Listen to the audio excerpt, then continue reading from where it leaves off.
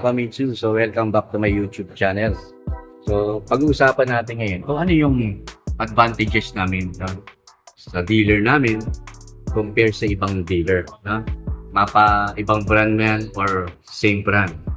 Pero bago ang lahat, iniimbitahan ko kayo mag-subscribe para at least alam niyo po, updated kayo regarding sa mga Mitsubishi models, mga upcoming models, mga auto loan tips na katulad nito at mga guide at exciting promo.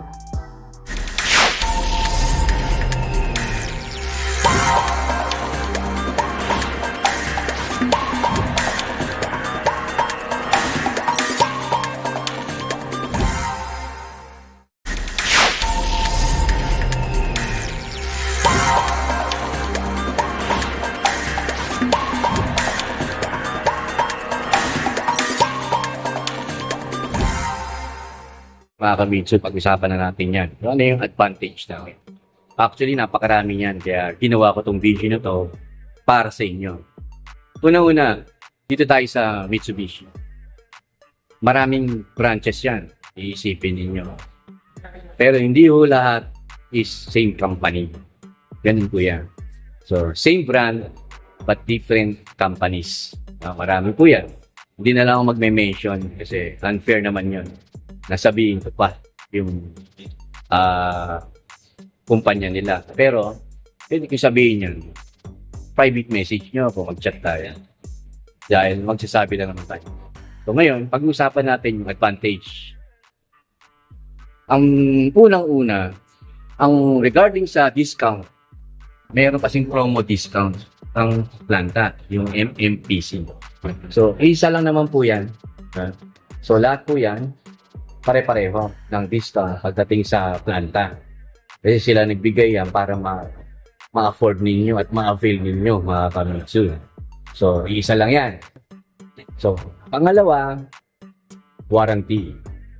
Sa amin, kasi kami ang head office ng UMC Group, ang warranty namin is extended po, up to 4 to 5 years. Sa ibang kumpanya, 3 years lang. So, explain ko po yung 3 years niya. Doon muna tayo sa standard, mga Kamitsu. Ang warranty is 3 years or 100,000 kilometer, whichever comes first. So, yun, lahat po yan. Ma-avail niyo po yan. Pero sa amin, may extension siya. Up to 4 to 5 years. Alam ko bitin kayo, pwede nyo akong message regarding dyan. Pero, bigyan ko kayo ng clue. Once na natapos na yung 3 years ninyo, that's the time na ipapacheck niyan, paparegister kayo sa service center namin to avail the 4th to 5th extended warranty. So, ano ba yung advantage ng ganyan? Up to 5 years. Unang-una, guys, mga Kamitsu, kahit ano pa produkto yan, mapa-appliances yan, or any electronic gadgets, o kahit ano, ito ay para sa lahat.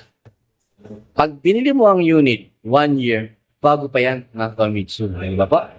At yun yung, mayroon siyang warranty, pero bago pa yan. Pag 2 years, bago pa rin yan. Up to 3 years, bago pa rin yan. So, dumarating naman sa point na depende yan sa paggamit mo. Kung sobra-sobra naman yung ginawa mo na sa sasakyan mo, that's the time na may possibility na mayroon magkaroon ng hindi maganda sa makina mo or kung ano man. Chine-check naman, kaya nga mayroong service center ang Mitsubishi. So, para sa akin, ano ba yung benefits na makukuha mo? Kasi may extension siya hanggang 5 years. So, isipin niyo mga Kamitsu, kaya iniimbitahan ko kayo sa amin kayo mag-apply. Dahil unang-una nga naman dyan, yung advantage sa kayong benefits. Diba po? Yung 3 years is bago pa ang unit. Totoo yan, Even sa mga gadget, even sa lahat. So, para sa lahat to. Hindi na nagamit yung warranty. May ganun. Dito lang naman para sa aking opinion. Meron kayong 4th to 5th. Diba po? Na warranty. So, medyo safe kayo, Malakas ang possibilities na safe talaga kayo. 100%. Dahil nga, extended. Yung iba, wala. So, isa pang advantage regarding sa insurance. Pag nag-apply kayo sa iba, mga Kamitsu, nakikita ko yan sa mga posting sa FB. Hindi naman nila nilalagay. Hindi na nilalagay na extend, lock-in insurance. Pero bago explain ko yung lock-in insurance. Yung lock-in insurance, in-approve kayo at merong advice. So, sa advice nakalagay doon na naka-lock-in kayo ng insurance. So, after 1 year, free ang insurance, that's the time na sisingilin ka rin. Di ba po? Kasi naka-lock-in kayo. So, dun lang kayo sa kumpanya. Alam niyo bakit? Kasi yung ibang company, may sarili silang insurance. Yun po yun. So, naka-lock-in kayo doon. Ito ang approval mo, pero naka-lock-in ka. At hindi lang yun. Magbubukas ka pa ng checking account. So, dalawa yan. May auto-debit ka na ATM, savings account, para dun ka magbabayad ng monthly mo, iuhulog mo na lang dun. At the same time, mag-open ka ng checking account sa kanila. Meron ako narinig na hindi makapag-open. So, may lost sale sila. Hindi makapag-open ng checking account dahil may tama, may nakita. So, hindi nakapag-avail. Lost sale. Pagdating sa ganyan, kung ganun ka ang kalagayan mo, i-message mo ako. Mag-chat tayo. Matutulungan kita dyan, mga Kamitsu. So, yan mga advantage. Sa pang advantage, syempre, kapag sa amin kayo, sa Mitsubishi kayo nag-apply, unang-una dyan, hindi kayo rent-to-own. May ganun, mga Kamitsu. May iba kasi hindi na in-explain, mas lalo sa ibang brand. Kasi meron silang in-house financing. Yung kumpanya nila may financing. So, ibig sabihin sa kanila yun, rent-to-own yan. No, hindi ako naninira, mga Kamitsu. Totoo naman kasi tingnan nyo yung ORCR nyo. Kung talagang sa in-house financing kayo, makikita nyo dyan na nakalagay leasing. So, ibig sabihin, from the word leasing, di ba? Nirenta, yun po yun. Pag sa amin, sa ORCR, pangalan nyo po nakalagay doon, mga Kamitsu. Isa pa pong advantage kung dito kayo mag-a-avail.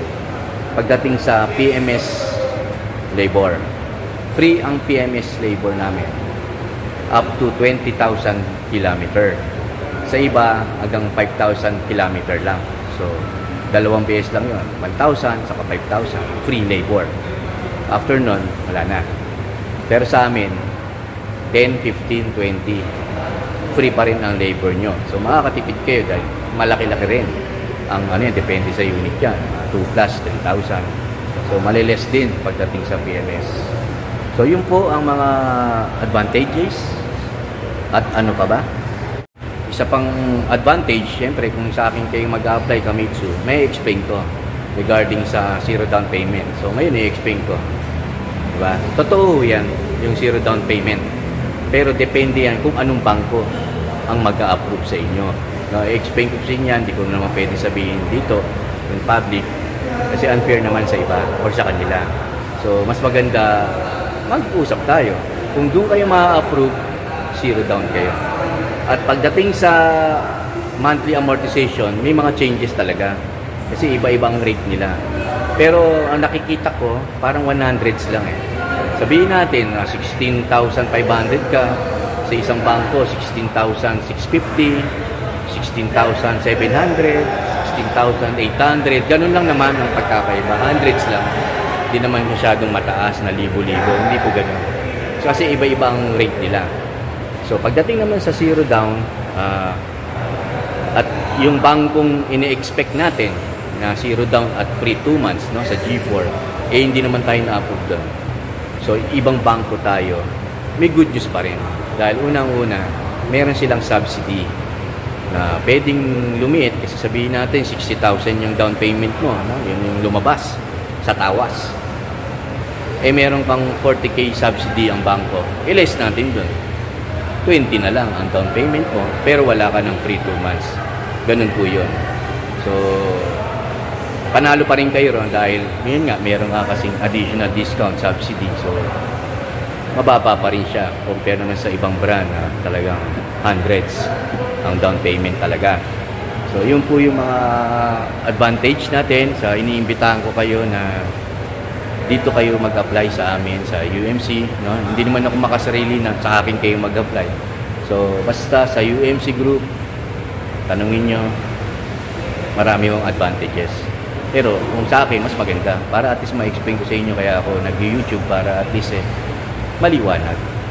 So, ganoon na lang mga Kamitsu. Sana may natutunan kayo. I-share nyo to sa mga kaibigan ninyo, sa mga kamag-anak ninyo, para at least meron na kayong kilala na agent na willing tumulong po sa inyo. Maraming salamat po. Mag-subscribe po kayo.